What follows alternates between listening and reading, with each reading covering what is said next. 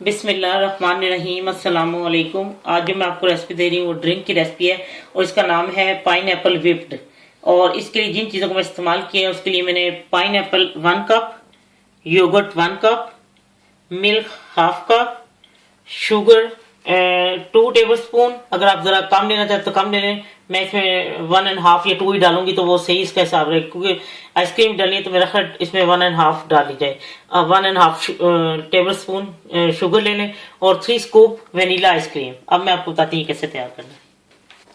चलिए, मैंने आपको बता दिया। अब झटपट ये रेसिपी ये तैयार हो जाता है ड्रिंक। मैं आपको बताती हूँ कि ये कैसे तैयार करना है। सबसे पहले इसमें योगर्ट डाल देती हूँ। ये टिन वाले पाइनएप्पल है, टिन मैंने पैक लिया था। और मेरा ख्याल इसमें चीनी मुझे कम ही डालनी पड़ेगी, मुझे भूल गया इसमें से आइसक्रीम भी थी तो चीनी मुझे, मैं तो 1 टीस्पून ही फिर डालती हूँ क्योंकि बहुत ज्यादा ना हो जाए ना चीनी। आइसक्रीम डाल देती हूँ। अब मैं इसमें शुगर डाल लेती हूँ। मैं मेरा ख्याल 1 टीस्पून डालती क्योंकि बहुत ज्यादा मीठा ना हो जाए। ओके, 1.5 टीस्पून बस। अब मैं इसमें जो हाफ कप मिल्क है वो डाल देती हूँ।